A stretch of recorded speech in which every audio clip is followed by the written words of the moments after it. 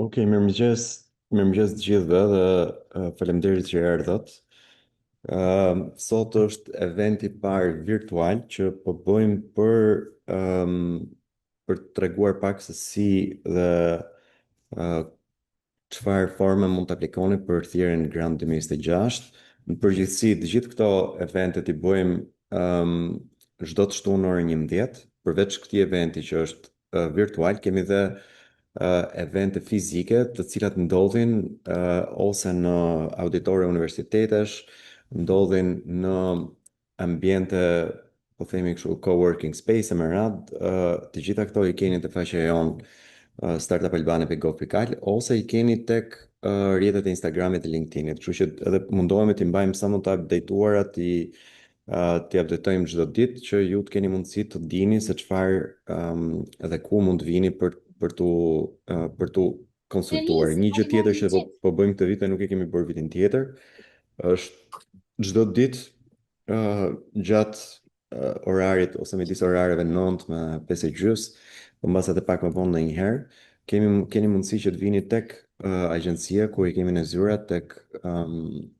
piramida dhe mund të gjithashtu me pyetje specifike për tu le të themi për tu konsultuar edhe një herë për çfarë kemi bërë. Tani dy pjesë ka prezantimi sotëm, një pjesë është ky prezantimi që ju po shikoni në ekran, të cilët tregojnë pak se çfarë ka ndodhur vjet, dhe kemi pastaj edhe një prezantim që ka të bëjë me formën e aplikimit. Pra, shikojmë formën e aplikimit edhe për startupet, edhe për lehtësuesit, dhe për ta bërë sa më, po themi, produktiv eventin, unë do preferoja që në çfarë do lloj pyetje që keni në atë moment, i lutem hidheni në chat dhe në fund fare do t'i përgjigjemi secilës për atyre që mos ndalojmë her pas here gjatë prezantimit. Gjithashtu, çfarë do lloj pyetje që nuk e trajtojmë si thash sot, keni mundësi që ta dërgoni me email ose na i bëni pyetje në format elektronik në LinkedIn ose në vende të caktuara, por ndonjëherë ato komentet edhe humbin, kështu që ju lutem për të qenë dhe ne sa më eficient me përgjigjet, kemi mundësi që t'ju përgjigjemi me email sa më shpesh ose sa më shpejt. Ëm, Në qoftë se keni një pyetje në fund, mund ta bëni dhe live, por do t'i lutesh atë ngrini dorën, sepse duke qenë se janë shumë persona në chat ose në nuk e di sa janë në total, po jeni shumë sot, 170 pothuajse. Kështu që lutem hidhen ngrini dorën që t'ju japim fjalën të flisni sa më gjatë. E fundit, mbase Oriana më ndihmon, për të dëgjuar mirë edhe ekrani duket mirë, Oriana? Por janë, duket shumë mirë dhe ekrani dhe dëgjohet shumë mirë. Ok, good. Ëm, pra, vitin e kaluar kemi rreth kemi pasur rreth 500 aplikant, të cilët, më fal, 420 aplikantë, siç e shikoni këtu. Kemi pasur 81 projekte të financuara, 83 kanë fituar në fakt 8 financuar, 8 startupe kanë qenë nga akademia dhe 8 kanë qenë nga diaspora. Vlerat, siç e shikoni këtu, 21,6 milion lek, 30,5 pothuajse milion lek këtu poshtë, që tregon një angazhim akoma dhe më të madh të startupeve që vijnë nga akademia dhe diaspora. Kemi pasur 43 startupe të mbështetura në ekonominë e gjelbër dhe digjitale, ka qenë diku vlera e tyre tek 1,3 milion euro. Edhe një herë, këtë vit fondi alokuar nga qeveria është 300 milion lek, që është një fond i konsiderueshëm për sa përket edhe komunitetit që ne kemi ende këtu, po tregon edhe një konsistencë dhe një interes akoma dhe më të rritur për të gjithë ju që aplikoni, qofshin startupe, qofshin lehtësues. Tre kategori përfituesish këtë vit, kemi startupet lehtësuesit dhe kemi dhe një thirrje të dytë gjatë vitit që do fokusohet pak më shumë tek inovacionin administrat. Dhe këtë vit 100% aplikim digital, dhe kur themi 100% aplikim digital, themi 100% aplikim digital, për asnjë letër, asnjë dokument nuk keni nevojë që ta uploadoni apo ta ngarkoni në portal. Këto po i bëj skip.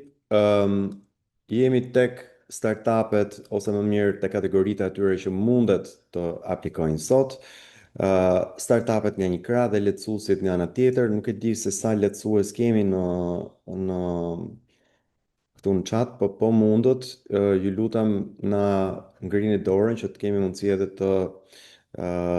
t'ju evidentojmë. Po pas kemi disa lehtësues. Faza 1 nuk ka ndryshuar gjë nga viti kaluar. Siç tham, kemi 3 faza për startupet. Faza e parë mund të jeni individ, vendos ose të huaj, përfshirë në madhë digital. Në fakt, huajt mund të jenë vetëm në madhë digital, cilët mund të aplikojnë edhe persona fizik, edhe SHPK tek faza e parë, dhe në përgjithësi, kjo fazë ka të bëjë me ato koncepte të cilat nuk janë koncepte të elaboruara mirë, por janë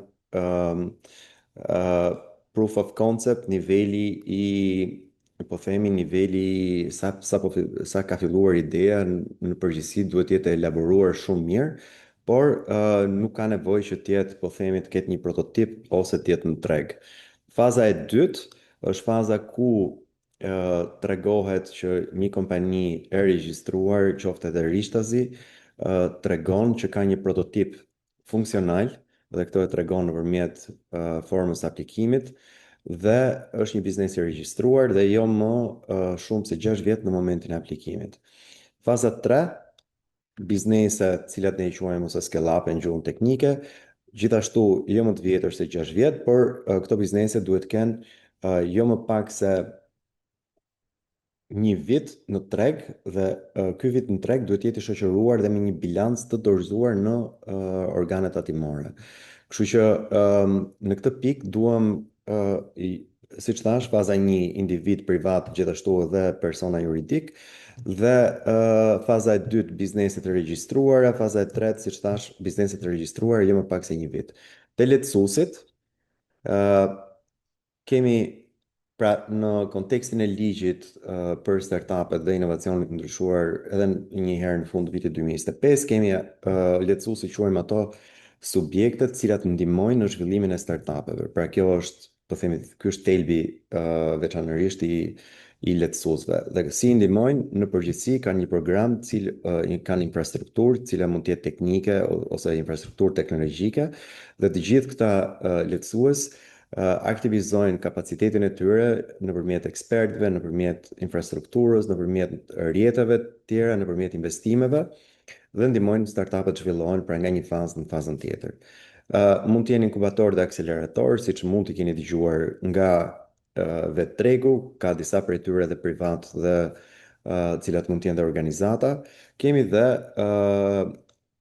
arsimin parauniversitar, që mund të jenë shkollat mesme profesionale. Në përgjithësi, kjo është tipologjia më e madhe e lehtësuesve, por siç thash, mund të jenë edhe elemente të tjerë të cilët mundet të kenë të njëjtin drejtim. Gjithmonë duhet që lehtësuesi të tregojë në aplikim që ka po themi, ka një eksperiencë në 1 ose 2 vitet e fundit, dhe këtë e kemi shprehur shumë qartë tek rregulloria e grantit që e gjeni sot te startupalbania.gov.al, dhe kjo rregullore tregon që këto lehtësues duhet kenë pra duhet tregojmë që kanë marrë pjesë ose kanë qoftë në një konsortium, qoftë individualisht, dhe kanë dhënë sa më shumë startupeve një elementet e lehtësimit. Siç tham, faza 1, ose më mirë, të treja fazat nuk kanë ndryshim nga viti 2024 në aspektin e kostove të cilat mbulojmë. Te faza 1 deri në 1.5 milion lek mbulohet i plot nga granti, pra në qoftë se aplikoni në këtë fazë, 100% të vlerës grantit ju japim ne, pa nevojë që ju të aplikoni. Faza e dytë, që është, siç tham, janë ato biznese të cilat tregojnë që kanë një prototip, kanë filluar deri diku, po themi, angazhimin e ndërtimit të një produkti ose shërbimi, mund të aplikojnë deri në 4-5 milion lek dhe kanë një, kjo është 85% e kostave, ose ju duhet të alokoni në këtë projekt, në këtë gjatë zbatimit të programit deri në fund vitit 2026, 15% mbi vlerën e asaj që ju aplikoni. Pra, për ta bërë sa më thjesht, nëse aplikoni për 4 milion lek, ju duhet shtoni 6 milion lek nga fondet tuaja për ta plotësuar atë 15%-in shtesë. Pra, gjithmonë në varësi të aplikimit, 4.5 milion lek është vlera maksimale, ju duhet shtoni 15% mbi atë. E njëjta gjë edhe për fazën 3. Faza 3, bizneset, siç thash, duhet të jenë të paktën prej një viti në treg, kanë mundësi të aplikojnë deri në 9 milion lek dhe kjo vlerë është 75% e të gjithë vlerës së grantit. Pra, ju duhet shtoni këtu 25% nga kontributi juaj, për cilin do flasim pak më vonë që në çfarë forme mund të jetë. Lehtësuesit kanë vetëm një dritare, që është dritarja e aplikimit për lehtësuesit, dhe kjo dritare shkon deri në 13 milion lek, e cila është një vlerë mjaftueshëm, po themi, ose ka një vlerë të mjaftueshme aty të 13 milion lekësh për të organizuar një produkt ose një program shumë të mirë në Shqipëri. Dhe këtu e dini që duhet të shtoni dhe ju 25% të vlerës. Tani po më vjen problem ky aplikimi sot, nuk e di pse.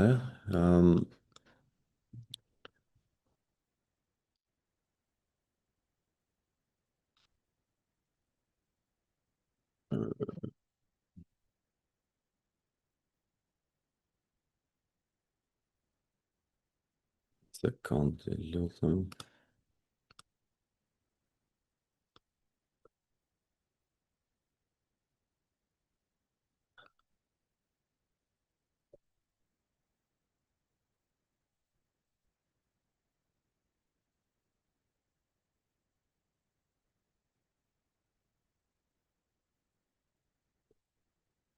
Okej, ishim këtu, ndjes për ndryshimin, por nuk e di çfarë ka ndodhur sot me atë aplikimin.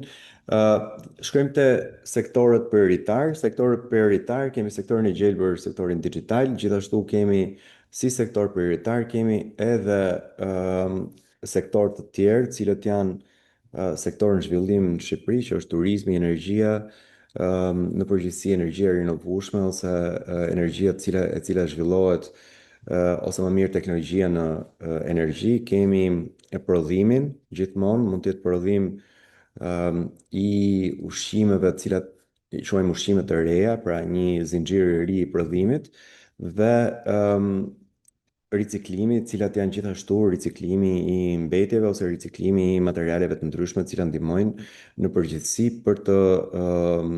për industri të ndryshme. Transportin e qëndrueshëm e kemi gjithashtu, po themi, një fokus të veçantë, menaxhimin dhe ruajtja e ujit, gjithmonë në aspektin e ofrimit të një produkti ose shërbimi të cilin e kemi parë dhe ju ofroni një inovacion shumë më të mirë se ato që kemi, ose kemi një teknologji të re, cila zhvillohet dhe implementohet në këtë, po themi, në këtë industri.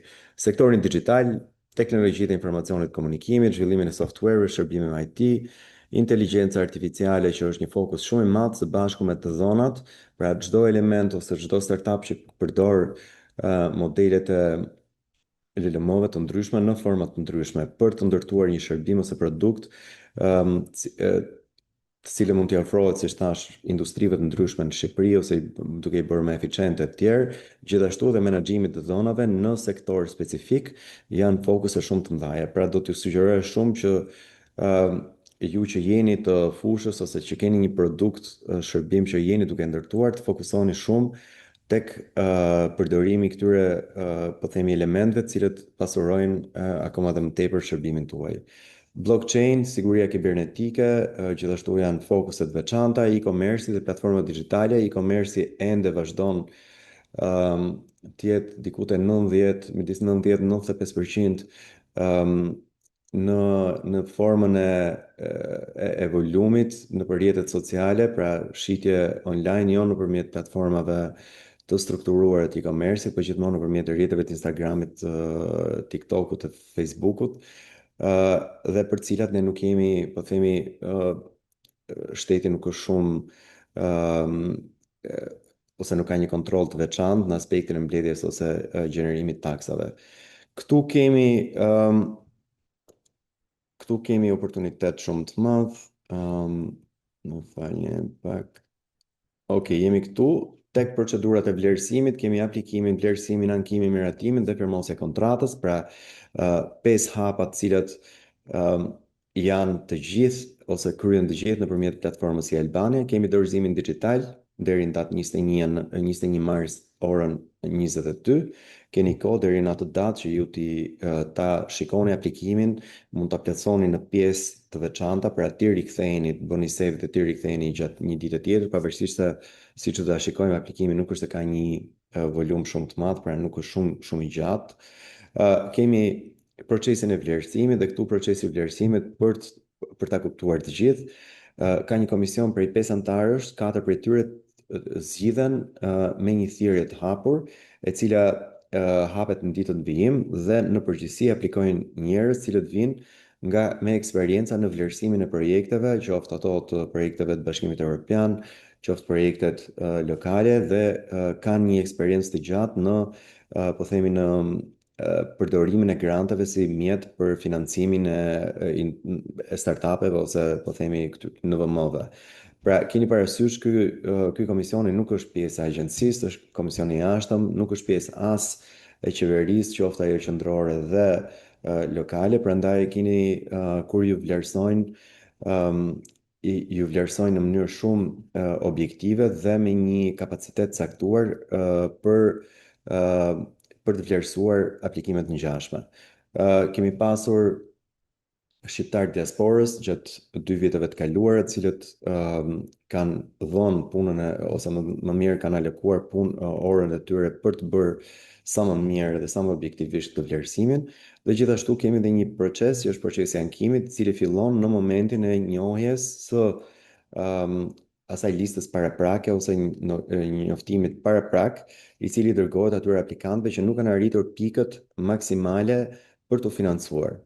Një gjë që ne kemi vënë re gjatë 2 viteve të kaluara është që në shumicën e rasteve ankimi vjen duke thonë që pse na keni skualifikuar. Skema është ndërtuar që mos ketë asnjë skualifikim, pra nuk ka skualifikime në skemë. Ne, ose më mirë, Komisioni i Vlerësimit ka një listë e cila për startupet arrin me disa shtylla, të cilat arrin maksimalisht për secilin komision, për antarët e komisionit në 70 pikë, pra 5 antarë komisioni maksimalisht mund të marrësh 350, dhe këto 350 pikët janë kumulative, pra secili për atyre vlerëson secilin aplikim të ardhur në portal.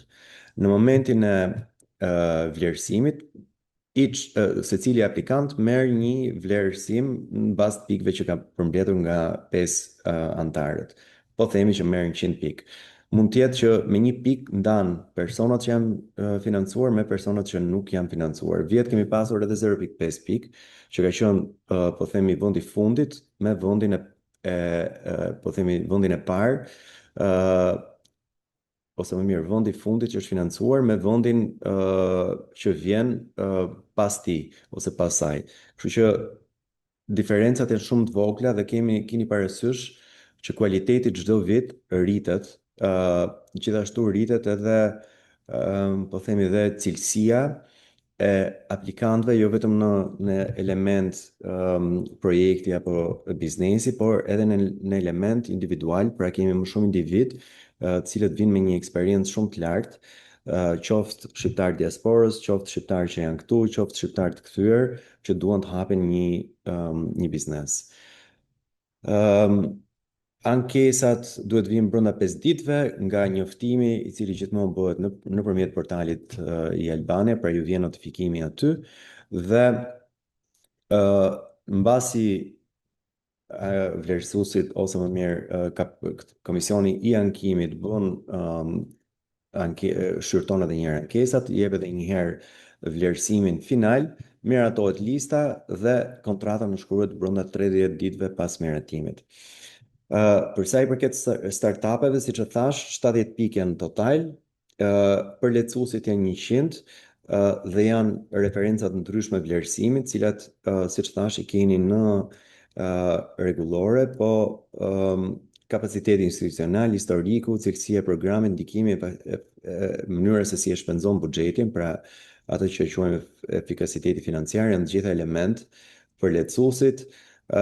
Për pikëzimin e startupeve, keni potencialin tregtar, duhet jeni shumë të qartë se si ky biznes që i po ndërtoni do krijojë vlerë ekonomike. Pra gjithë ideja e dhënies granteve është që ne të financojmë sa më shumë startupe të cilat krijojnë një vlerë. Pra kthejnë taksa mbrapsht, punësojnë persona këtu ose rritin nivelin e punësimit dhe rritin edhe cilëtetin e shërbimeve që ofrohen sektorit privat ose publik në raste të veçanta. Dhe duam gjithmonë që sa më shumë për jush ta kenë këtë fokus. Në përgjithësi agjencia nuk ka fokus elementin social, jo se nuk e vlerësojnë, po thjesht nuk është në mandatin ton, është në mandatin e agjencive tjera shtetërore, pra ju duhet të fokusoheni si do gjeneroni të ardhurat, si do të arrisni atë biznes dhe gjithashtu ekipi ka një vlerë specifike, po dhe ato startupe që tregojnë që kanë një potencial të rritjes së tregut përtej po themi tregu shqiptar, sepse ne dim tregu jon jo vetëm shqiptar, por edhe rajonal. Tregu ballkanik është i vogël në përgjithësi, kështu që duam që sa më shumë prej jush të kalojmë në nivele globale. Platforma, pra në ndryshim nga viti 2024 dhe 2025, platforma digjitale është e ndërtuar, e kemi testuar, duam që të gjithë ju ta keni sa më të thjeshtë aplikimin, prandaj dhe kemi bërë çdo gjë elektronike, nuk keni nevojë që, siç thash, uploadoni asnjë dokument në rastin e startupeve, por duhet keni parasysh disa parakushte. E para, duhet aplikoni për pasaportën e startupit ose lehtësuesit. Startupet që e kanë marrë gjatë 2 viteve të fundit, pra shikoni pak datat, nuk keni nevojë që të riaplikoni. Për ju është e vlefshme. Lehtësuesi ndërkohë, të gjithë ata që duan të aplikojnë, duhet të aplikojnë për pasaportën, sepse në 90% të rasteve ajo keni aplikuar diku nga viti 2022-2023, pra nuk është më valide. Plotësimi i formës aplikimit dhe formularit buxhetit, do të shikojmë për 2 minuta këto forma si duken. Dorëzimi ekskluzivisht, siç thash, nëpërmjet portalit, dhe këtë portalin ose linkun e shërbimit mund ta gjeni ose nëpërmjet faqes agjencisë Startup Albania Big Official, ose mund të shkoni dhe direkt te Albania duke kërkuar atë shërbim, aplikimi për grante për lehtësuesit dhe startupet. Kemi dhe këto sesionet që po i bëjmë dhe do jenë mjaftueshëm sesione që ju të gjithë njiheni me jo vetëm me skemin, po dhe të ezauroni çdo lloj pyetje ose çdo lloj, po themi, pikpyetje që mund të keni gjatë gjithë kësaj procedure. Për startupet duhet keni parasysh diçka që aplikimi ose forma e aplikimit ose shërbimi do t'ju lejohet që ta plotësoni vetëm në rastin kur ju jeni pajisur me pasaportën e startupit, keni paguar gjithë taksat e mundshme, pra taksat të cilat ju vijnë nga drejtoritë tatimore ose Bashkia e Tiranës dhe 2 bashkitë e tjera që janë në portal, ne i shikojmë menjëherë. Nëse jeni nga bashkitë të tjera të vendit, të cilat nuk e kanë aktiv shërbimin e pagesave ose deklarimit të pagesave tatimore në portal, duhet që atë dokument ta uploadoni, i cili duhet jetë i firmosur dhe i vulosur nga institucioni përkatës në ato bashki ku ju jeni të regjistruar si biznes. Pra, nëse nuk ka rëndësi vendodhja juaj personale, ka rëndësi regjistrimi i biznesit në atë moment.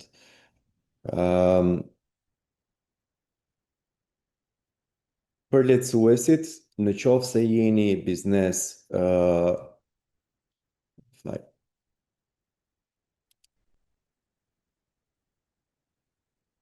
pra për lehtësuesin, në qoftë se jeni biznes, keni mundësi që të operonin në të njëjtën formë, pra nuk keni nevojë për dokumentacion, por regjistri i OJF-ve nuk është aktiv, pra ne nuk mund të replikojmë atë regjistër, që do të thotë akti themelimi dhe statuti i një OJF-je që aplikon për lehtësues duhet të hy ose të uploadohet në portal. Dhe nëse ju keni në një dokument i cili është dokument që vërteton aktivitetin tuaj dhe duhet që komisioni në konceptin tuaj ta shikoj, ju lutem edhe ato dokumentin, pra dokument aktivitetesh që mund të jetë një raport vjetor ose raport për sa i përket atij programit që ju keni bërë, mirë është që ju ta hidhni në portal. Si thash, për OJF-t, vetëm akt themelimin dhe statutin, gjërat e tjera i gjejmë nga i Albania. Keni parasysh se kemi pas edhe raste kur ka pasur administratorë që nuk kanë qenë djeni, që kanë qenë të dënuar, pra ajo forma e lëshuar nga drejtoria e burgjeve duhet të jetë sa e pastër, pra jo i dënuar.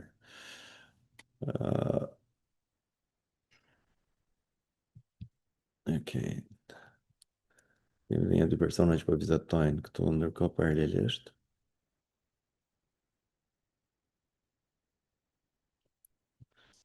Paqë shumë sensitiv ky programi sot dhe nuk arrit të kuptoj pse, po do mundohem.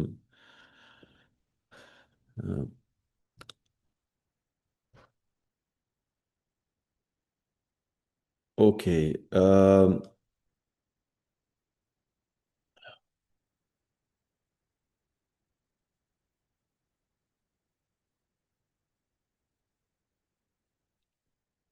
Pra, si shtam statusi i dokumentave për startupet, pasaporta e startupit, këto e keni të gjithë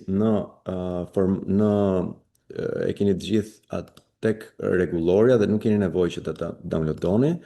Dhe gjithashtu dokumentin e regjistrimin dhe këto të gjitha i shikojmë, bilancin për ato që janë në fazën 3. Gjithashtu nuk kemi nevojë që pra ne nuk duam të shikojmë bilancin, duam të shikojmë që ju këtë bilancë e keni të deklaruar në tatime dhe ky bilanc që duhet të jetë paktën, siç ju përmenda, të paktën të ketë 1 vit në i deklaruar dhe ka po themi gjenerim të ardhurash X, nuk ka nevojë se sa është vlera për momentin. Si vit antarëve dhe të grupit të punës, gjithashtu duhet i plotësoni, do të shikojmë për pak. Dëshmia e penalitetit, si thash, i marrë nëpërmjet programit, duhet të jetë e pastër. E njëjta gjë për lehtësuesit.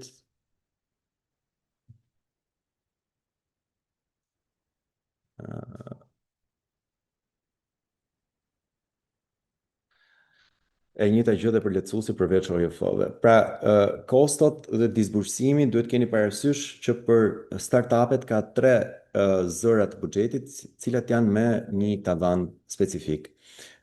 Ekipi, pra pagesat ndaj ekipit, dhe kur themi ekipi, janë personat e punësuar në kompani. Jo personat të cilët ju i merrni për një kohë specifike, ato quhen ekspert.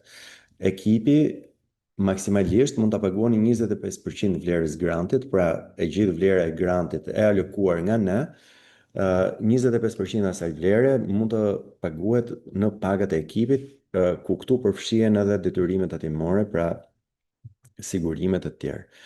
Ekspertët deri në 10% grantit, kur themi ekspertët, janë persona të cilët merren me një afat të caktuar, me një vlerë të caktuar. Pra, këto deklarohen që në fillim buxhet, mund të mos jetë emër mbi emër që në formën e aplikimit, por mund të jetë ekspert dhe fushën që do mbuloj. Për shembull, ekspert inovacioni, ekspert teknologjia, dhe ju do t'i alokoni ekspertit përkatës ose ekspertëve, nëse janë më shumë se një, 10% vlerës fondit grantit. Shitje dhe marketing, këto kemi pas edhe këtë tavanin 10% vitin e kaluar, e kemi rritur me 5% sepse ka nevojë sipas mendimit ose sipas asaj që ne kemi parë, që ekipi të jetë sa më po themi ose ekipi të ketë sa më shumë kapacitet për tu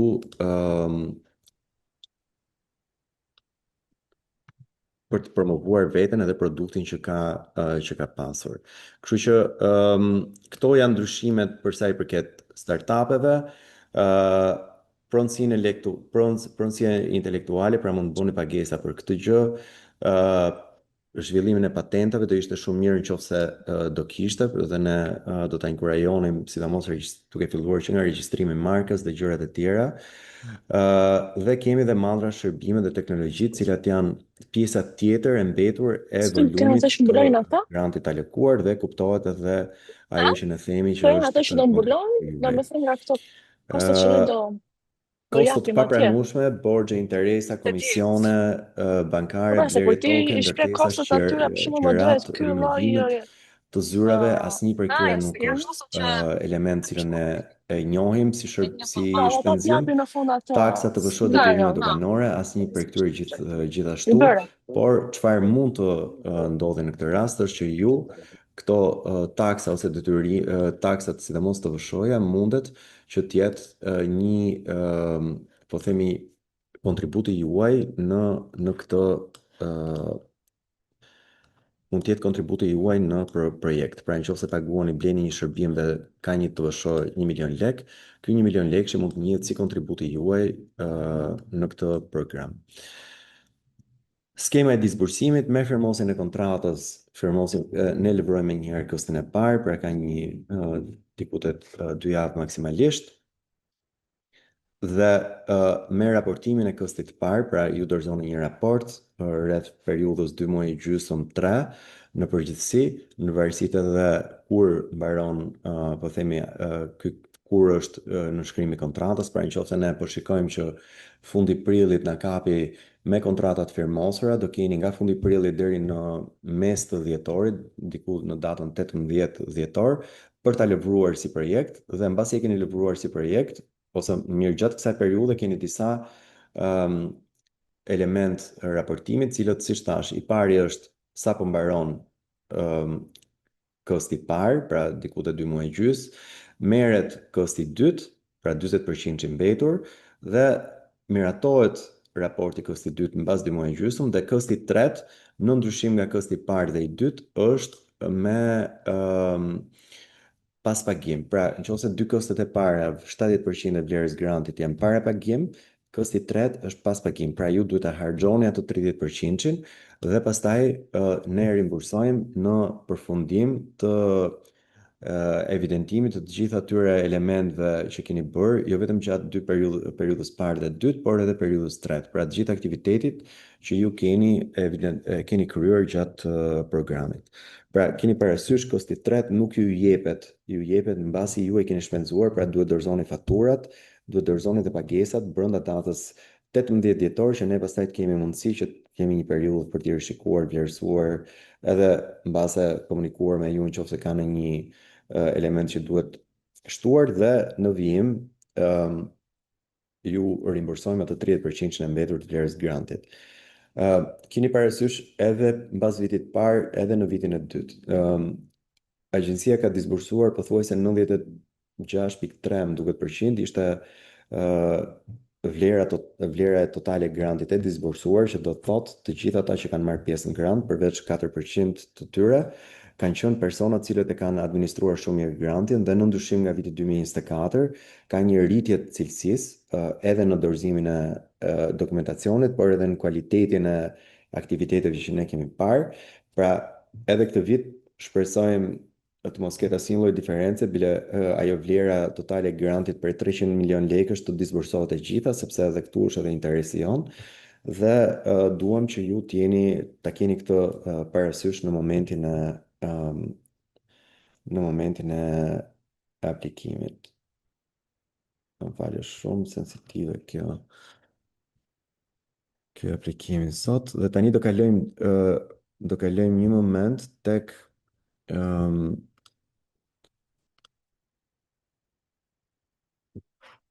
tek një faqe tjetër, ku do të tregojmë pak formën e aplikimit, e cila është e ndryshme, siç thash, për lehtësues dhe për startupe, po do mundohem të bëjmë të dyja.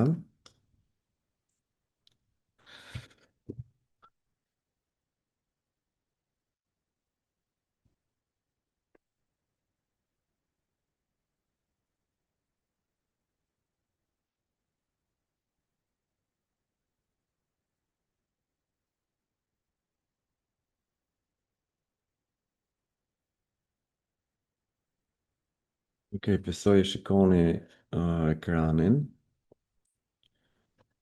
Po shihet.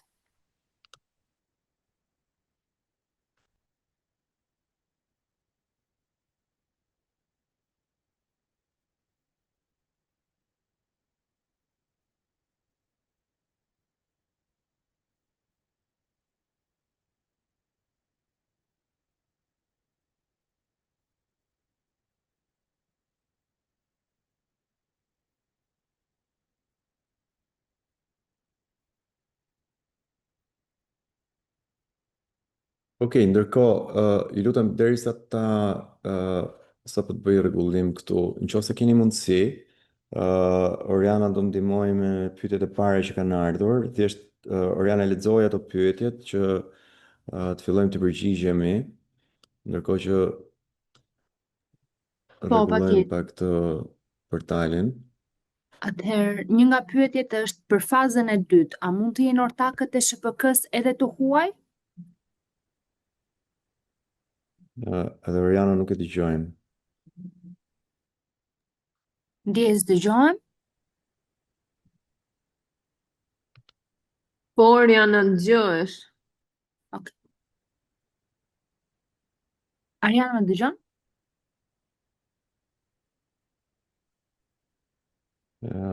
Ok, po lexoj shoqatat. Përshëndetje Merita. Shoqatat mund të aplikojnë me një projekt. Si thash, shoqatat mund të aplikojnë vetëm në rastin se janë lehtësues dhe jo në rastet kur janë persona të cilët aplikojnë me një projekt, sepse shoqatat nuk janë biznese dhe ne financojmë vetëm biznese. Fati i fundit 21 mars. Për fazën 2 mund të jenë ortakët e SHPK-s të huaj. Në përgjithësi ortakët, domethënë, siç thash, ne financojmë kompani shqiptare të cilat kanë një ortakëri e cila është më e madhe shqiptare se sa është e huaj, pra kontrollin duhet ta ketë shtetësi shqiptar. Kjo s'ka ndryshuar nga vitet e kaluara. Shtetasit e huaj që kanë të regjistruar një person fizik në Shqipëri, por nuk kanë leje qëndrimi dhe punojnë remotely, a mund të aplikojnë vetëm në rastin se je në statusin nomad digital, nëse je një biznes që është shpallur fituesi Grandi 24 ka të drejtë, po të gjithë kanë të drejtë për të aplikuar. Nëse biznesi ka vetëm një muaj që është krijuar, kualifikojnë fazën e dytë, po. Sa është fondi sugjeruar, dhe më thënë, ke një fond për fazën e dytë deri në 4,5 milion lek, ne e dini ju pastaj për çfarë vlere mund të aplikoni. A mund të aplikojt ideja e themelimit të një OIF-je? Jo. Pse, po nëse të regojmë wireframe, wireframe nuk është prototip, është thjesht skic dhe nuk quhet prototip. Për prototipi duhet të jetë një projekt ose shërbim i përdorshëm në aspektin e tregimit. Pra, nëse duhet ta përdorësh, qoftë edhe një skelet i prototipit ose shërbimit. Pra, jo wireframe. Lidhe me fazën e dytë, përmendet që duhet të jenë të regjistruar në QKB dhe të kenë prototip. Aktualisht jemi të regjistruar dhe po zhvillojmë idenë, por nuk kemi ende një aplikacion funksional. Presim të jetë brenda 6 muajve, megjithatë kemi wireframe, sapo ju shpjegova këtë. A mund të aplikojnë fituesit e thirrjeve të kaluara? Po mundeni. Përshëndetje, në fazën e parë mjafton vetëm ideja, çfarë cilëson të pranueshëm aplikimin, ndonjë shembull apo kërkesë specifike. Pra këtu duhet të jetë te faza e parë, keni parasysh nuk mjafton vetëm ideja, duhet të jetë një ide e elaboruar në maksimum, dhe kur themi në maksimum do të thotë që ju keni një projekt, një proof of concept i cili ka një humultim nga mbrapa, ka dhëna mbi tregun dhe me radhë. Pra nuk mjafton thjesht kam një ide dhe dua të aplikoj me këtë iden, sepse ide ka shumë dhe duhet që këto ide të implementohen. Pra duhet të tregohet edhe si do ta implementoni ju këtë iden. Kam aplikuar për pasaportën e startup para një muaji, por s'kam marrë përgjigje. Kam aplikuar si individ sepse nuk praktikohem me NIPT. Alion Çaçi. Kam aplikuar si individ sepse nuk pranoj aplikim nga NIPT i pezulluar dhe s'mund të aktivizoj paditur që do operojnë në Shqipëri. Si procedohet në këtë rast? Pra, në qoftë se aplikon si individ, do kesh pasaportën si individ. Në qoftë se do aplikosh si kompani, do kesh pasaportën të regjistruar në NIP-in e asaj kompanie, pra duhet aplikosh nëpërmjet asaj. Ok, mori pasaportën e Leoni.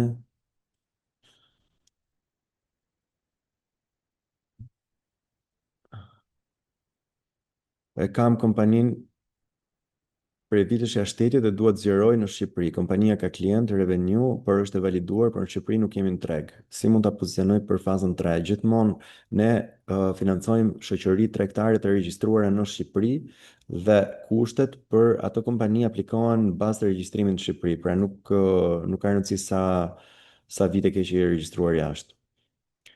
A ka aplikim konsortium startup plus universitet? Mund të ketë. Në qoftë se do bëni një startup dhe keni mbështetjen e universitetit, patjetër që do t'ju ndihmonte teorikisht në pikët, sidomos në atë konceptin e ekipit, pra sa ekipi fort do jeni.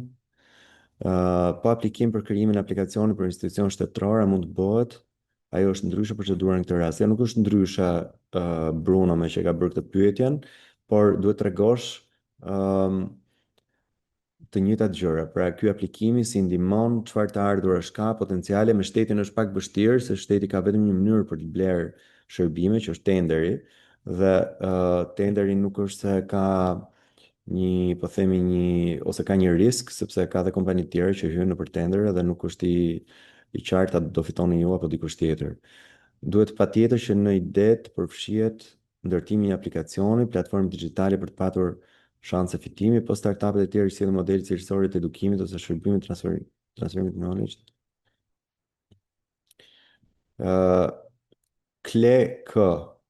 A mund ta bësh edhe herë këtë pyetjen? Nëse je kështu do të thonë hape mikrofonin dhe mund të pyesësh vetë.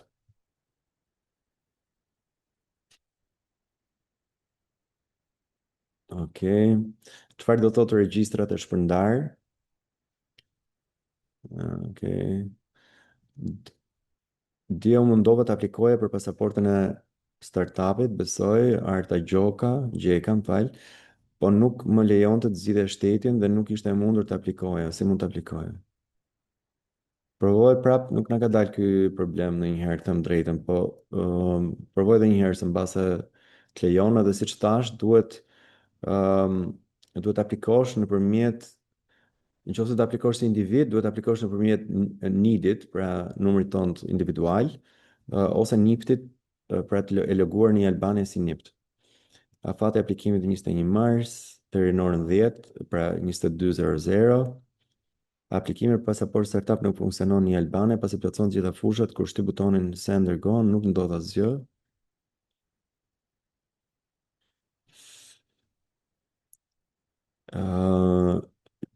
Prap do thoja, provoj prap dhe nëse keni një problem, lutem na shkruaj pak te Albani tek startup Alban info@startupalbania.gov.al, sepse duhet që ju të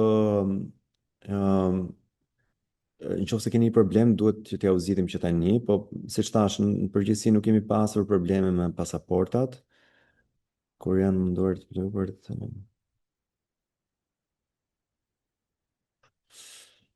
Edhe unë kam marrë një error kur jam munduar për të aplikuar duke thënë se që si administrator nuk kam të drejtë të aplikoj për pasaportën. Po, të lutem na i dërgo pak këto kur e keni si problem, që ne të kemi mundësi ta shikojmë. Formularin e deklarimit startupeve ku mund të gjendet. Pra, po të shkoni tek startupalbania.gov.al, shikoni që ka një buton apliko për pasaport, startup ose lehtësues dhe ndiq atë shërbimin. Sa kohë kalon me disa aplikime dhe njoftimit fituesit dhe aplikuesit skualifikuar? Maril do e bëri këtë pyetjen, domethënë do mundohemi, duke qenë se kemi pak më të thjesht procesin po themi e vlerësimit administrativ. Është pak më e lehtë për ne, por nuk mund të them një datë ose afat, se varet nga volumi i aplikantëve. Vitet e shkuara nuk na keni dërguar pikët e vlerësimit, çfarë do të ishte diçka transparente për ne për të kuptuar dobësitë e aplikimit. Do u dërgojnë këtë vit pikët e aplikimit gjithë startupeve ose të publikohen. Do të thonë dy gjëra për këto. E para që pikët e vlerësimit dërgohen tek startupet, nëse nuk janë dërguar, mundet t'i kërkoni. E dyta, ne bëjmë një diku te 2 muaj njoftim, pra sesione të cilat ju themi të gjithë startupet të cilët nuk kanë fituar, se çfarë mund të ndodhi, ose si mund të arrisin shansin e fitimit vitet e tjera. Pra, nëse nuk ke marr pikët dhe nuk ke ardhur as te ato eventet, hajde këtë vit dhe ju sqarojmë gjëra gjatë se si mundet ose ku i keni humbur ato pikët dhe të shikojmë pak edhe aplikimin në veçanti dhe kanë ardhur mbi 200 e ca aplikantë, cilët nuk janë kualifikuar, pra ka qenë mjaftueshëm vizualisht kjo si thirrje. Jam pajisur me pasaportën e startup para disa kohësh, por në momentin e aplikimit për grant në Albani kërkohet të krijoj një pasaportë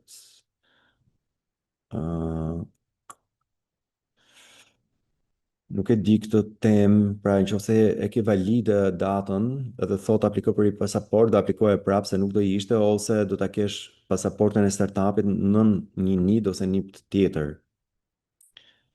Po ne që jemi startup i paregjistruar, unë jam femër regjistruar me një NIP të fermeri, NIP të fermeri nuk njihet si NIP në përgjithësi dhe nuk shërbimet e fermerëve nuk janë fokusi i kësaj thirrje. Si bëhet kur startup biznesi është regjistruar në Shqipëri, por pronari nuk është shqiptar, domethënë rezident, por me pasaportë shqiptare. Në përgjithësi administratori mund të jetë i huaj, por pronësia në tërësi e startupit duhet të jetë thash në nivel krahasimisht me ata të huajt më e madhe, pra mbi 60%. Mundet që ekipi të jetë njëkohësisht CTO, CEO dhe co-founder. Mundet që ekipi të jetë njëkohësisht, kush e ka bërë këtë pyetjen? KX. Na shpjegon pak, lutem. E kisha tek pjesa e pagesave. Mundeni të ma nisni, lutem, këtë dokument të prezantimit në nëse doni prezantimin dhe jeni regjistruar për këtë event nga linku që ka ardhur, ju vjen dhe prezantimi sot në vijim, pra mos keni merak, të gjitha dokumentat janë publik. Tek fondi pagave përfshihen edhe sigurimet, po përfshihen të gjithë punësimet, pra është vlera gross. Fikeni mikrofonin. Lejon buxheti pagesat e prodhimit të dokumentave ligjore, që mbështet një platformë Legal Tech mbi vlerën e 10% buxhetit total. A lejon buxheti pagesat e prodhimit të dokumentave ligjore? Po lejon teorikisht do ta fusësh te ekspertiza këtë. Po te ekspertiza maksimumi është 10%, apo? Po pra, po këtë janë pak më shumë se 10%. Ndër internacionalizimin, domethënë mbulimin e kosteve të krijimit të kompanive në Europë, jo, nuk i mbulon. A konsiderohet bashkëfinancimi in kind? Jo, nuk ka in kind bashkëfinancim, është e gjitha në vlerë në para. Të lutem edhe një herë deri kur shafati përgjigje si funksionon pronësia intelektuale dhe patente kuadër e kosteve të pranueshme. Kjo Rubini këtu pra këtu mund të marrësh një ekspert për të ndihmuar për identifikimin e pronësisë intelektuale që ju keni dhënë, ose mundet që të paguash ekspert, po themi këto vlerën që ka të deklaruar Drejtoria e Përgjithshme e Pronësisë Industriale, që i ka të alokuara në portale dhe mund t'i shikoni dhe mund ta bëni pagesën nga skema e grantit.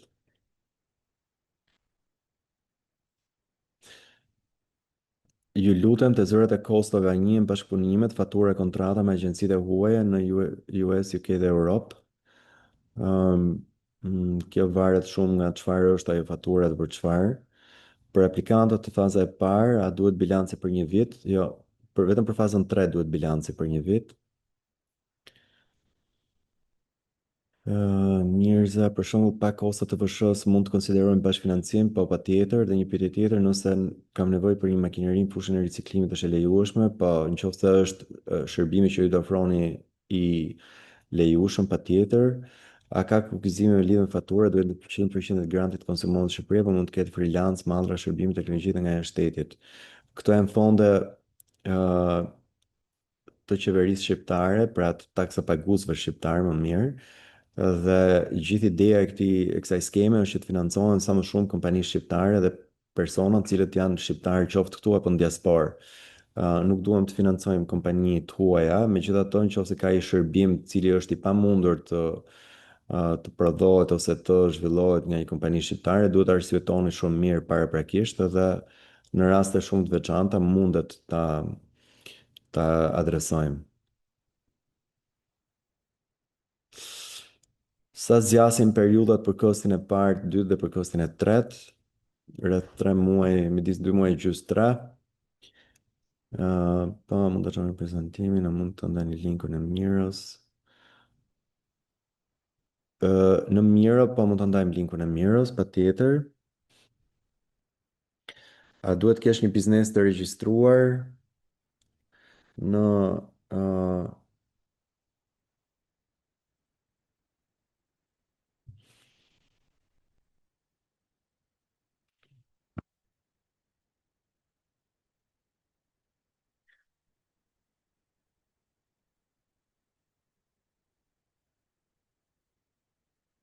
në qoftë se kanë një problem, mbase mund të kisha unë një problem që s'dëgjoja, tani besoj duhet të jetë në rregull.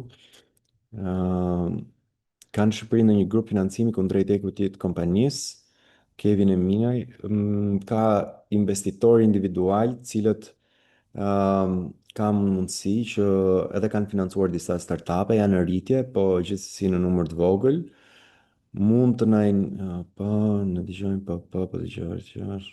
Qofse njëri nga dy co-founders nuk ka pasaport të Shqipërisë, por ka pasaport Maqedonisë Veriore, kështu nuk ka i Albania, mund që t'jemër tak. Nuk ka lidhje, pra pasaporta blend, kush bëri këtë pyetje, nëse është akoma këtu. Nëse një njeri nga dy co-founders nuk ka pasaporta, është unike për një individ. Pra nëse aplikoni si individ, vetëm një duhet ta ketë pasaportën aplikanti, nëse aplikoni si kompani, po prap vetëm një është. Pra nuk ka problem që është personi nga Maqedonia e Veriut, edhe mund të jetë dorë tak në këtë rast. Po kostot cilat janë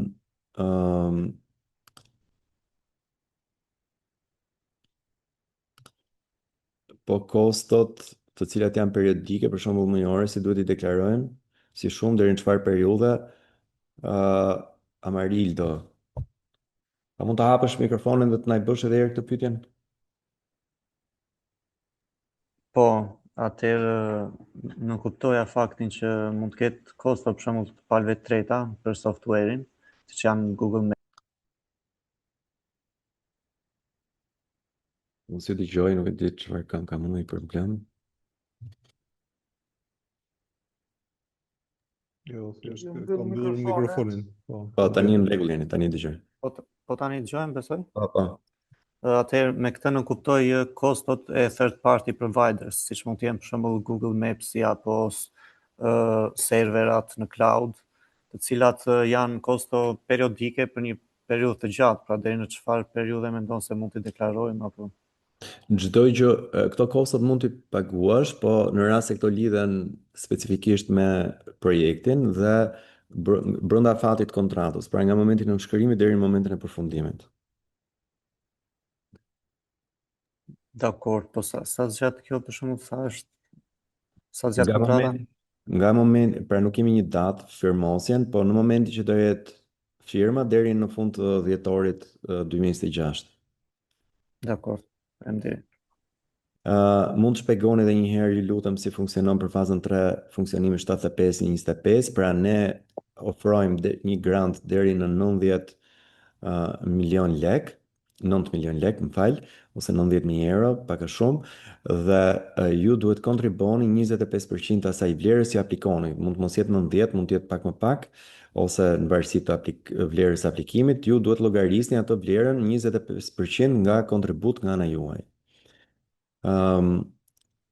I cili si thash duhet jetë në vlerë në kapital, pra nuk mund të jenë in kind ose në natyrë siç më mirë në shqip.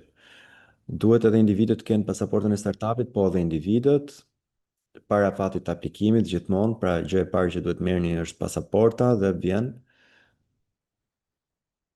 Nuk funksionon aplikimi për pasaportën e startupit. I lutem na dërgoj një email çfarë do të thonë nuk funksionon. Unë kam një biznes mbi 10 vite, mund të aplikoj për një biznes të ri.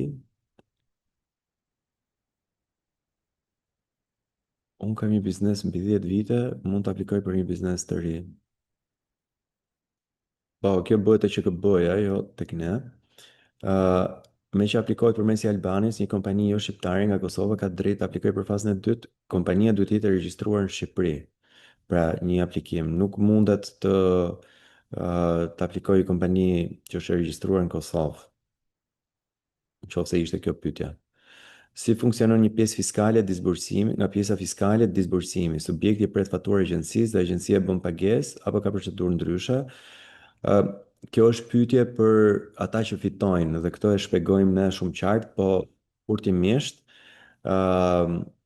subjekti nuk i pret faturë agjencisë, bëhet hyrje si grant në atë po themi kompaninë që fiton grantin dhe ne na sjell faturat me palë të treta dhe pagesat që ju keni bërë ndaj stafit. Dhe këto shoqërohen me transfertin bankare që tregon që keni kryer atë pagesë. A lejohen blerje e importit? Po lejohen vetëm në rastin kur e keni specifikuar në buxhet dhe për çfarë është. Sasia e financimit në fazën 1 është e shprehur në po, të gjitha janë lekë të reja, 1.5 milion lekë. Mund të aplikohet për ndërtuar shtëpisë druri, jo, nuk mund të aplikohet. A duhet që kompania të mos jetë e regjistruar paraprakisht që të jetë e pranueshme? Jo, nuk ka rëndësi, kompanitë edhe për fazën 1 mund të jenë të regjistruar deri në 6 vjet gjithmonë. Unë kam një prototip të produktit, por akoma nuk jam regjistruar në QKB, në këtë rast mund të aplikoj, po ose si individ, ose si kompani, në të dyja rastet.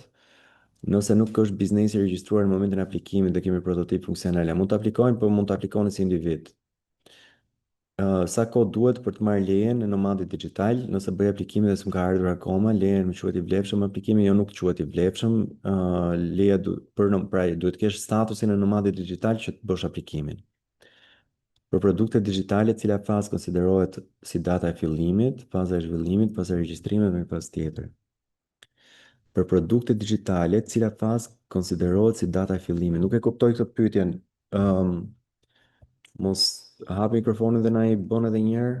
Ka vetëm një inicial këtu, nuk e di kush është.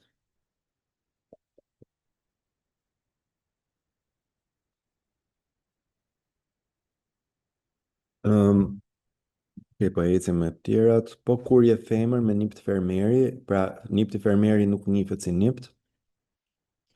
Në qoftë se kemi prototipin dhe nuk jemi të regjistruar ende në QKB, dhe në qoftë se regjistrojmë para 21 marsit në QKB, mund të aplikojmë për fazën e dytë, po mundeni. Pra faza e dytë nuk ka datën e regjistrimit të kompanisë, po ka prototipin si fokus kryesor. Pra është ky prototip i duhur, a quhet prototip apo jo? Dhe a mund të aplikojë njëjti person për dy ide të ndryshme? Jo. Nëse edhe në aspektin administratorit dhe në aspektin e ekipit, nëse i njëjti person del në dy aplikime, të dy aplikimet bien poshtë, kështu që keni kujdes. A janë të vetmet projekte të pranueshme ato që bëjnë pjesë në sektorin e gjelbërve digital, apo ka hapësirë edhe për modele biznesi të tjerë që indirekt në këtë sektor? Nuk ka, pra edhe një herë siç e thash, sektori i gjelbërve digital ka një fokus, siç ka fokus energjia, turizmi, çdo lloj sektori apo në sektori tjetër, të cilët kanë një impakt direkt në ekonomi. Pra mos u fokusoni shumë te kjo pjesë. Çfarë do thot model biznesi i shkallëzuar, pra scale e kemi përkthyer në atë rast, po që ka mundësi që të zhvillohet përtej vendit, përtej rajonit, përtej Europës së merat. Sa herë në vit hapen thirrjet për grantet? Një herë në vit. Këtë vit do mundohemi të kemi 2, por gjithmonë një është e sigurt, gjithmonë fillim të vitit. Përshëndetje, për të aplikuar për pasaportën, a duhet të jesh i regjistruar në parë QKB? Jo, pasaporta me QKB nuk ka lidhje, po ka lidhje që si aplikon për pasaportë, me NIP apo individ. Nëse NIP duhet të jesh i regjistruar në QKB. Plan biznesi, ku duhet të paraqesim, nuk kërkojmë plan biznesi.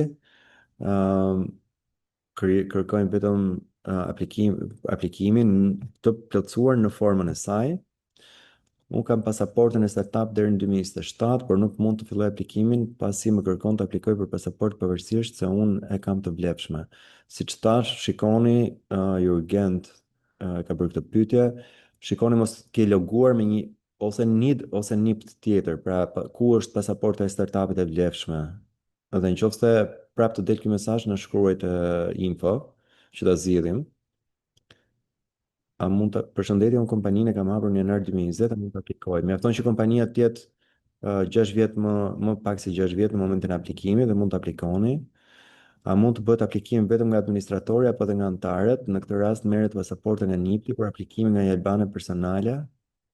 Edhe një herë, i lutem mos e ngatroni, aplikimi duhet të vijë nga NIP-i i kompanisë që aplikon, jo personale. Po aplikove nga NID-i personal, nuk mund të quhet aplikim për fazën e 2 dhe 3, quhet vetëm aplikim për fazën e parë, që është individi. Buxheti 4.5 milion është bashkë me 15%. Jo, 4.5 milion japim ne. 15% është mbi, duhet ta shtoni ju. Përshëndetje, po unë person fizik me NIP të mund të aplikoj, po mund të aplikosh për fazën e dytë. Duhet të regjistrojmë me NIP të aplikoj për fazën e dytë. Në bazë të eksperiencës deri kur kam kohë të regjistrojmë QKB, këto duhet ta bëni sa më parë, nuk di se sa kohë ha QKB-ja për regjistrimin dhe varet shumë edhe nga niveli personal i aplikimit. Çfarë duhet të ketë NIP-ti të paguar? Të gjithë detyrimet tatimore që kanë të bëjnë me një NIP të regjistruar, qoftë ato nga Drejtoria e Përgjithshme e Taksave ose Drejtoria Vendore e Taksave. Nëse kam biznes më shumë se 6 vite vetëm online, dhe tani duhet ta zgjeroj konceptin edhe në lokacion fizik. Pra, nuk ka lidhje 6 vite me fizik apo online, mjafton që po të jesh i regjistruar mbi 6 vjet, nuk aplikon dot. NIP-ti si profesionist i lirë, e kam pezulluar për arsye migrimi, por pasi jam kthyer, s'kam patur klient dhe s'kam hapur sërish. A mund të aplikoj me NIP të pezulluar? Jo, nuk mund të aplikosh me NIP të pezulluar, duhet të jetë një kompani aktive. Dhe me që jam programues dhe kam bërë disa aplikacione, mund të aplikoj për disa, po vetëm një. Vetëm një. Po turizmi, nëse implementojmë element që kanë përparësi, ka mundësi të shpallë fitues, këto a ka mundësi e vlerëson ekipi vlerësuesve, nuk mund ta them unë. Mund të na shpjegoni më shumë për fazën 1? Sonida Lamaj. Çfarë doni më shumë për fazën 1? Po desha hape mikrofonin dhe në zero. Për fazën e 2 duhet kemi nismën e regjistruar si biznes, po edhe fazën e 3. Përshëndetje. Po Sonida. Atëherë unë doja të pyesja sepse jam e interesuar për të aplikuar. Merrem me bujqësi, me prodhim vaj ulliri dhe dua të fusi inovacionin në fermën time. Dhe doja të dija më tepër tek energjia e rinovueshme, tek biznesi i gjelbër, çfarë mund të, domethënë pak më tepër informacion sepse këtu doja të aplikoj. Çfarë mund të bëj unë në këtë situacion? Pra, gjithë ideja e grantit është që ju të ndërtoni një shërbim ose produkt që e ofroni për tregun, jo që e ndërtoni për veten tuaj. Po, për tregun, patjetër. Po, pra ju duhet ndërtoni diçka që është e vlefshme për klient të tjerë. Kështu që në çfarëdo lloj gjëje që ka të bëjë me riciklimin, energjinë rinovueshme, nëse ky është një produkt që ju ndërtoni për palë të treta, patjetër që mund ta aplikoni. Po në rastin për shembull që un jam prodhuese vaj të ullirit dhe kam produktin, e kam prototipin dhe dua ta hedh në treg. Për shembull, për një mini fabrikë që të punoj me energji diellore ose energji diellore që ta shfrytëzoj për fermën, mos përdor energji elektrike ose energji me naftë, me karburant. Mundet të aplikoj me këtë ide? Jo, dakord, po pra kjo është për veten tuaj, dhe në përgjithësi prodhuesit e vajit ullirit futen tek ndërmarrjet e vogla dhe të mesme dhe trajtohen nga AIDA, jo nga ne. Pra si element prodhimi, në përgjithësi prodhimi tradicional, vera, vaj, çdo lloj prodhimi bujqësor, ato që ne financojmë janë non produkte shumë specifike që mund të lindin si rrjedhoj dhe në përgjithësi duhet të jenë industriale. Pra duhet të jetë në masë ky prodhim. Në qoftë se ju përgjigja pyetjes.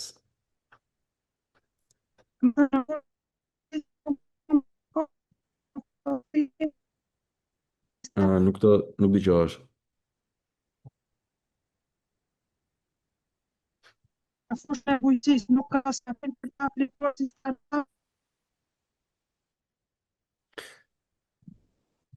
Ne kemi fokus agrobiznesin, jo bujqësinë. Bujqësinë e trajtojnë agjenci të tjera, jo ne. Pra ka grant nga agjenci. Se të ndërtosh, rikonstruktosh një shtëpi për të. Jo, asgjë nga këto, asgjë, as rikonstruktim, as rinovime, asgjë, as ndërtime fizike, asgjë për këtyre nuk e trajtojmë.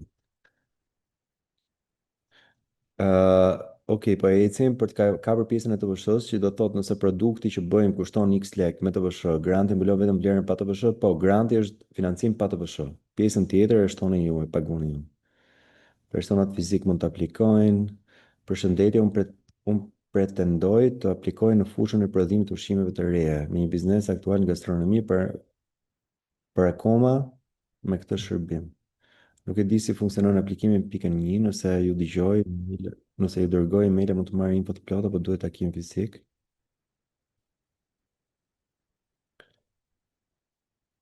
Të lutem Arlinda Canej, lexo pak rregulloren, sepse besoj të gjitha këto janë të shpjeguara aty. Ka në Shqipëri ndonjë grup financimi kundrejt equity të kompanisë. Këtë ju përgjigjëm, part of the product team is from abroad while the rest of the team is in Albania. As I expect the product team, I am trying to only hire in Albania, but will be able to pay the abroad team members. Ja, nuk mund të pagush Nazmi persona që punojnë jashtë Shqipërisë. Vetëm punojësit këtu të regjistruar në një SHPK ose në një entitet ligjor shqiptar. Nëse një linjë buxhetore kalon vlerën e kostit të parë apo dytë grantit, si funksionon? Mund të paguajmë njërë buxhetin tonë grantit në person, po edhe këtë mund të bëni, pra vlera e faturës është më e madhe. Jam interesuar për fazën 1, lutem lexoj pyetjen. Thuhet që duhet të marrim konfirmim me shkrim për ekspertin nga sekretari teknik, çfarë nuk kupton, pra ne duhet shikojmë ekspertja përputhet me ekspertizën që ju kërkoni.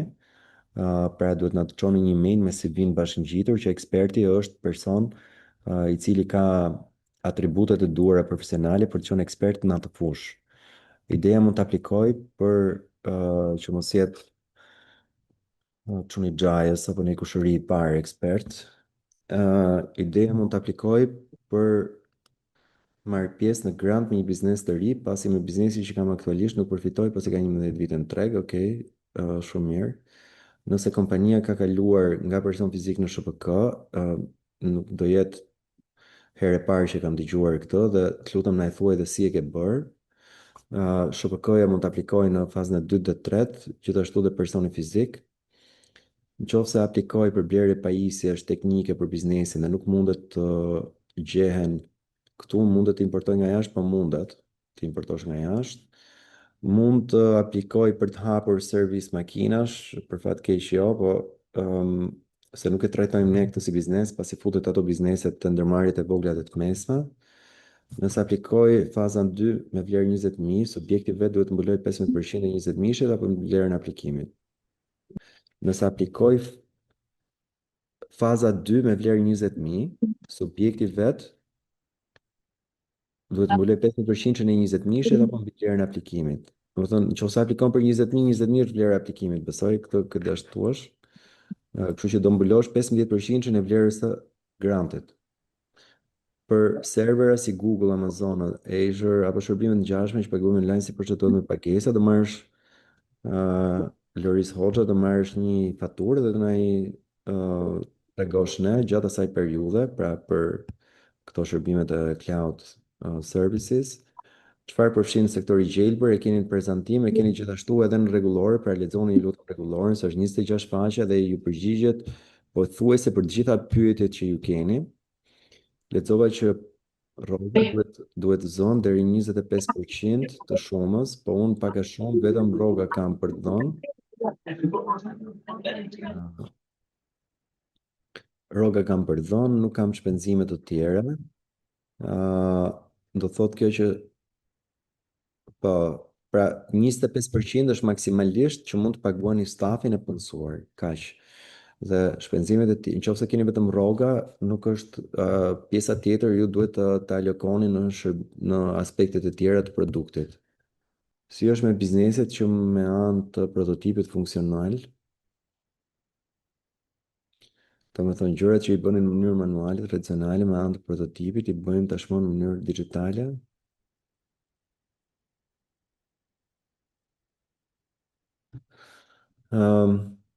Vita, kush është Vita? Është këtu akoma, nëse më na shpjegoni çik këtë pyetjen? Përshëndetje, është aplikimi i vlefshëm nëse 60% e aksioneve të kompanive janë të shtetit si shqiptar, po është i vlefshëm, e jon.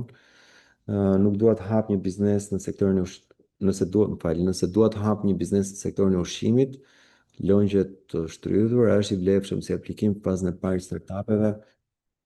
Nuk mund ta them, domethënë gjithmonë në aspektin tradicional, ne kemi financuar larmi të ndryshme biznesesh, kështu që asnjë nuk përjashtohet, por siç thash, në përgjithësi ka disa kategori të cilat quhen më shumë ndërmarrje të vogla dhe të mesme se sa startupe.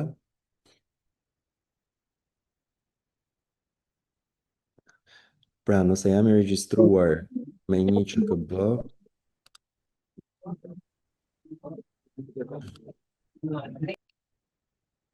nëse jam i regjistruar me NIPT me ÇKB nga më shumë se një muaj, mund të aplikoj vetëm për fazën 2, pa mundesh vetëm për fazën 2, për fazën 1 duhet regjistruar NIPT para aplikimit apo mund të bëj në rast se financohet ideja. Pra, për ata që aplikojnë si fazën 1, mund të aplikojnë edhe si individ pa NIPT, por regjistroheni në momentin që ideja kualifikohet për të financuar. Pra, ju shpjegojmë ne atë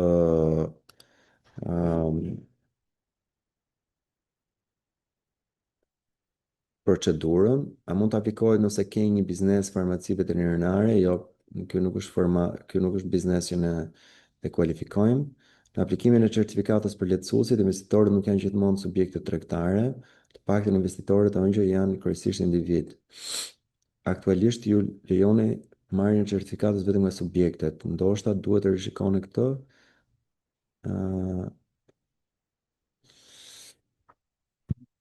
Po, mund të jetë drejt kjo. Po, për këtë fazë nuk e shikojmë dot. Më falni se nuk e kuptova dhe aq mirë, nëse nuk e NIPT, nuk mund të aplikosh, nëse nuk e NIPT Saliano, mund të aplikosh vetëm për fazën 1.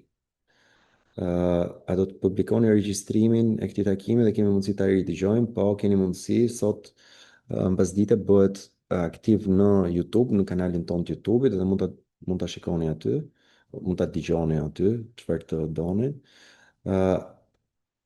Sa mund të jetë shuma maksimale që mund të aplikosh, pra maksimalisht 9 milion lek. Shoh që te formulari i aplikimit në fund fare kërkohet nga kërkohet llogaria bankare, në ç'kuptim, nuk mund të plotësohet të dhënat bankare, cili është eksaktësisht dokumenti që duhet ngarkuar, lëshon banka ndonjë vërtetim, po, quhet vërtetimi i llogarisë, dhe lëshon banka me firmë vull. Te kostot e pranueshme keni specifikuar vetëm 50% të ndarjes së kostove, paga ekspert shitje. Pra, ne kemi 50% të kostove i kemi të përcaktuara në 3 zëra, cilët nuk është të thonë që ju t'i keni të gjitha, pra mund të keni konsulent, po ose mund të mos i keni. Pra këto varet nga ju. Pjesa tjetër janë kosta të cilat të përgjithshme që ju mund të alokoni në zëra të cilat ndihmojnë për të rritur atë produkt. Arlindi, nëse isha pak me vonesë, ndjes se isha pak me vonesë, a është do të thot një pyetje për simulim? Nëse se si aplikimi kryet. Pra kemi disa video të cilat ju tregojnë hap pas hapi se si aplikoni për pasaport, si aplikoni për startup, si aplikoni për lehtësues. Kështu që të gjitha videot do t'i keni një dy i kemi publikuar, janë dhe dy tjera që publikohen nesër dhe ditën në vijim. Gjithashtu do t'ju nisem dhe një formë aplikimit të plotësuar, pra me shembuj, dhe po do t'i sugjerojmë që këtë javë të merrni me rregulloren, pra ta lexoni sa më në detaj, që të keni mundësi pastaj të shikoni, të bëni pyetje pak më të informuara javës tjetër kur ne po prapë bëjmë këtë event live. Po ekspert të huaj mund të paguash, po patjetër mund të paguash. Produkti im po zhvillon nga programuesit bashkë me një agjenci shqiptare me cilën kemi lidhur kontratë shërbimi. Duke qenë se vlera e kontratës është më e lartë, ajmë të kostot e maldrave të shërbimeve dhe sa përqind e vlerës kontratës mblon granti.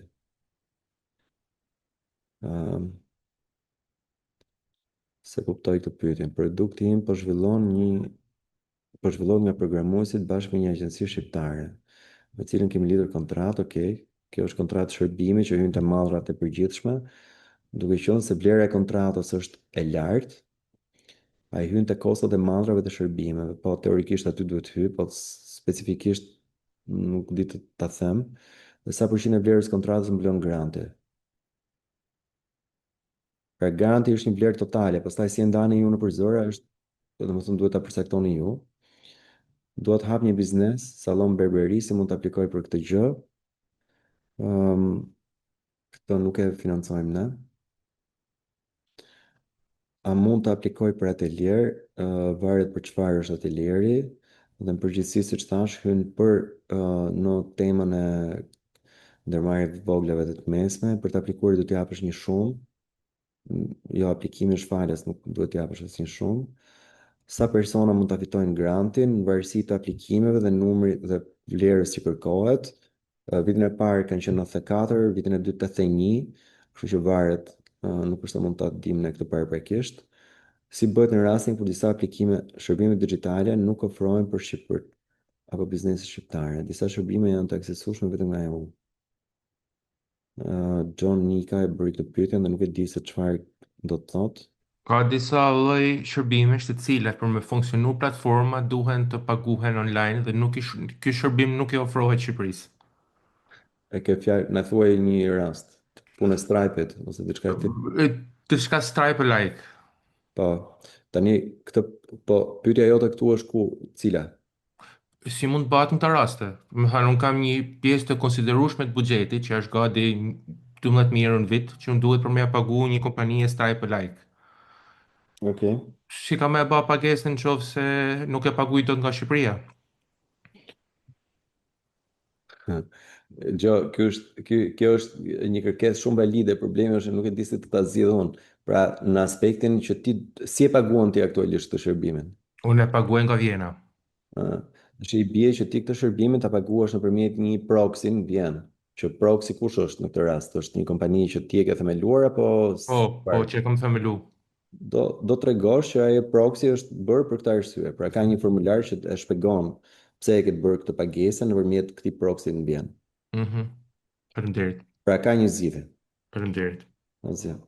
Kur është hapur zyra juaj dhe duhet lem takim paraprakisht, jo, nëse do vish këtu, pra ne nuk bëjmë këtë prezantimin gjatë javës, po e kemi të mërkurave dhe të shtunave online, por mund të vish nëse ke ndonjë pyetje dhe paraprakisht është diku nga ora 12 me 2, duket se kemi përcaktuar në që mund të vish të bësh çfarë lloj pyetje të mundshme. Pastaj nëse s'ke mundësi brenda këtyre orareve, na çoj email dhe mund të lemi takim specifik vetëm për ju.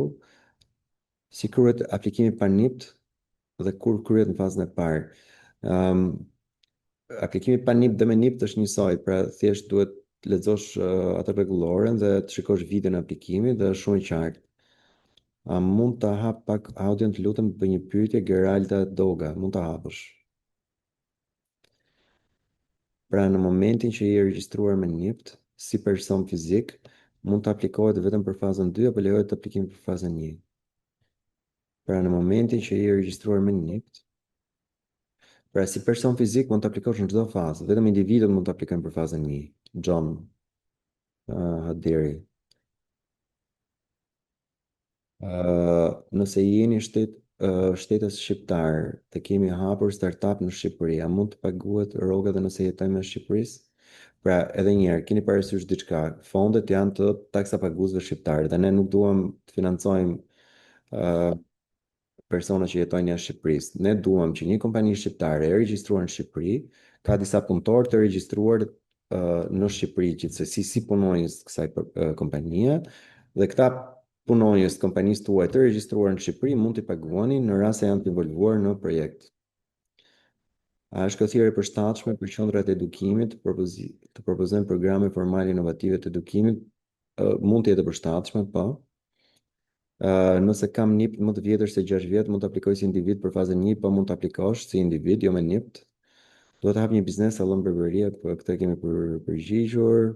A duhet të bëjmë një prezantim live për këtë produkt apo thjesht aplikojmë dhe presim rezultatet? Aplikoni dhe prisni rezultatet, mund të ketë kërkesa të veçanta në rast se ka një paqartësi në aplikimin tuaj dhe do një verifikim të mëtejshëm. Pra, mundet që këtë pyetjen e bëri Darlin Mema, mundet që t'ju kërkohet një prezantim, mund t'ju kërkohet një intervistë, mund t'ju kërkohen disa gjëra, po në përgjithësi, siç kemi parë, janë shpjegime të mëtejshme për komponentë caktuar që ju mund t'i dërgoni me shkrim.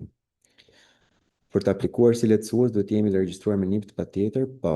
Regjistrimi i lehtësuesve duhet ketë të paktën një vit eksperiencë në një program të ngjashëm. Pra duhet ta keni kryer një program, pra duhet ta shikoni në atë format. 2 biznese me NIPT të veçantë, i njëjti administrator, mund të aplikojnë secili me një... Jo, nuk mund të aplikoj, pra siç e përmendëm, në rast se ka i njëjti administrator ose i njëjti person ose i figuron në të dy aplikimet të ndryshme, të dy ato aplikime nuk i marrin parasysh. Pra nuk lejohet. Duhet hap një biznes sallon barberie, vazhdon. Saliano, të jemi përgjigjur pyetjes, nuk mund ta hapësh sallonin me këtë fond. Për të aplikuar si lehtësues, ka një fokus specifik të shërbimit që do t'i ofron startupe apo jemi të lirë të propozojmë shërbimet? Shumë pyetje më vonë kjo. Pra lehtësuesit duhet të trajtojnë një program i cili ndihmon startupet në përgjithësi. Në veçanti, mund të jenë të fokusuara në sektor të ndryshëm, mund të jenë të fokusuara në po themi në elementë të ndryshëm të lehtësimit, pra mund të jetë vetëm po themi ato që quhet përgatitja për lehtësi, përgatitje e startupeve për të përballur me investitorë. Pra mund të jetë një modul që startupet në subjektin tuaj trajnohen vetëm për këtë modul. Po kuptohet që duhet të jetë moduli shumë i elaboruar, duhet ta tregosh këtë dhe çfarë kapacitetesh keni ju për këtë temë. Pra, do të thënë, mund të jetë edhe fokus horizontal, mund të jetë edhe fokus vertikal në specifika të ndryshme.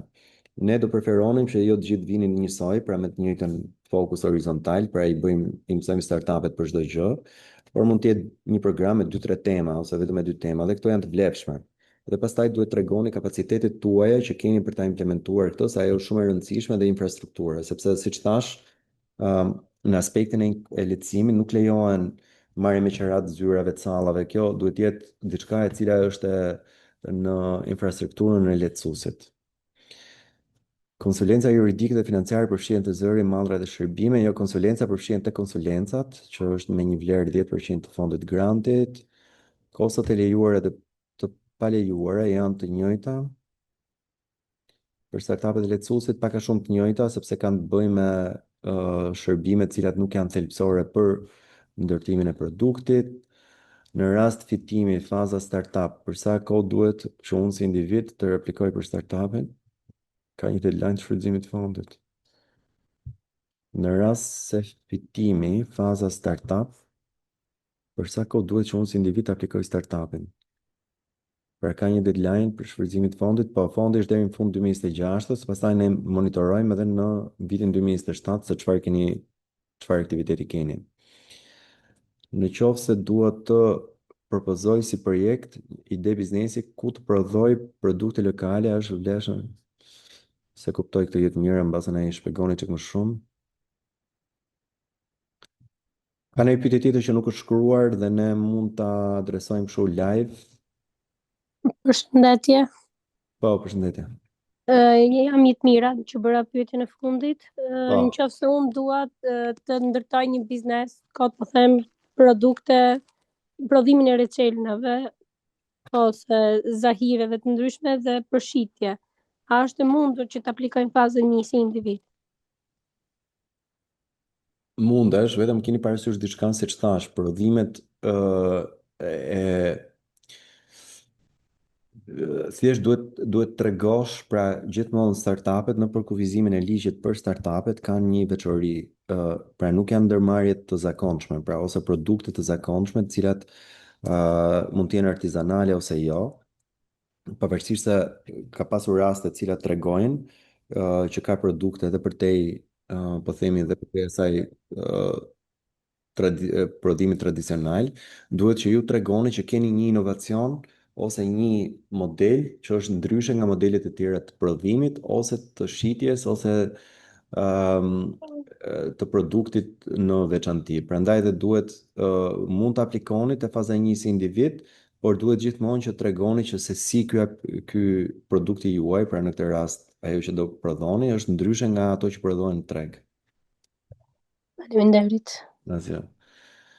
Si lehtësues dhe po mbajmë edhe një 5 minuta për sot aplikimit, këto pyetje dhe pastaj keni kohë siç e thash, edhe gjatë ditëve në vijim. Si lehtësues mund të bashkëpunojmë në konsortium 2 entitete, po mund të bashkëpunoni patjetër, biletet do t'ju inkurajojmë që ta bëni. Në lidhje me fazën 3 ku kërkohet bilanci i biznesit, a ka ndonjë shifër specifike që duhet arritur? Jo, nuk ka shifër specifike, duke qenë se bëhet fjalë për startup, zakonisht bilanci nuk është pozitiv. Pra ne kërkojmë bilanc, nuk e kemi shprehur që bilanci duhet jetë pozitiv në asnjë rast. Si duhet, a mund të aplikohet për fazën 3? Po mund të aplikohet. A është e mundur të punësojmë shtetet shqiptarë që jetojnë jashtë Shqipërisë? Po është e mundur, po thjesht duhet të jenë të regjistruar si punonjës në atë kompani që ju keni në Shqipëri. Pra nuk duhet të jenë të punojnë remote me një NIP të regjistruar në Europë apo në vend tjetër. Për një agjenci imobiliare mund të aplikohet jo, për fat keq se nuk është fokusi jonë, siç thash, startupet nuk kanë të bëjnë me shërbimet, të cilat janë shërbime të tradicionale dhe të implementuara gjërësisht në Shqipëri. A mund të bëjmë një aplikim sot, a mund të bëhet share ky rekordi, lutem? Arlindi, a mund të bëjmë një aplikim sot? Ço do të thonë mund të bësh një aplikim sot, Arlind? Përshëndetje, ndjes. Po mendoja se u futa pak për veten sa u bëti dot një aplikim në platformë se si dukej. Pra, kemi një video, për fat keq nuk e di çfarë ndodhi me këtë programi, po kemi një video që të tregon hapat e aplikimit për një startup apo për një lehtësues. Dhe një e keni të publikuar në Instagram, që është për pasaportën, 3 të tjerat do t'i hedhim në YouTube, në kanalin ton të YouTube-it sot, dhe do t'ja ndaj me email të gjithëve ju që jeni regjistruar, ose mund të shkoni në Instagram dhe të shikoni linkun. Kanali YouTube-it është nuk ta shohim pak. E gjem, nuk është problem, të faleminderit. Pra, në YouTube kërkoni Startup Albania dhe aty keni të gjitha regjistrimet edhe të viteve të mëparshme, në fakt, po edhe këtë regjistrimin që sapo të jetë gati do ta hedhim. Okay, po është këtu. Pra, si të aplikoni për pasaport startupi dhe si të aplikoni për mbështetje me grant të lehtësuesve. Të dyja këto janë hedhur dhe mundet që të po e çoj këtu në mesazh këtë linkun. që mund të shikoni edhe mund të gjeni të gjitha ato vitet që ne doni. Pra kemi si të aplikoni për Grant 2026, udhëzues për lehtësuesit, si të aplikoni për pasaportën e startupit, si të aplikoni për pasaportën e lehtësuesit dhe si të aplikoni për Grant 2026 për startupet. Të katra ato i keni live aty. Po aplikuesin nëse është bashk themeluesi i startupit, por jo i punësuar aty me sigurime vlen apo futet. Po aplikuesi nëse është bashk themeluesi i startupit, por jo i punësuar aty me sigurime vlen të futet me sigurime aty. Melisa, nuk a mund ta bësh pak më ndryshe pyetjen? Mund ta bëj nëse është e mundur. Atëherë unë jam bashkë themeluese e një startupi, por që nuk jam aktivisht e punësuar aty. Dhe jam unë ajo që dua të bëj aplikimin. A mund ta bëj apo duhet të regjistrohem aty si kështu me sigurime? Startupi është me NIP apo jo? Është me NIP dhe është SHPK. Dhe unë kam 1% të aksioneve aty. Po mund ta bësh, duhet ta bësh nga pra NIP-ti i startupit është ai që aplikon. NIP i startupit, okay, po nuk ka nevojë të jetë administratori, domethënë mund të jetë edhe një person tjetër nga aksionerët. Po, nëse ka akses në llogarinë e Albanias, për atë NIP, pra mund të jetë administratori si emër kontakti dhe mund të jetë person tjetër si person që aplikon. Okej, të falenderoj. Asgjë. Nëse NIP-ti nuk e ka fiskalizimin e implementuar as kualifikohesh. Kush e bëri këtë pyetje Artemisa? Artemisa, nëse je këtu, mund ta thuash kujt i referohesh?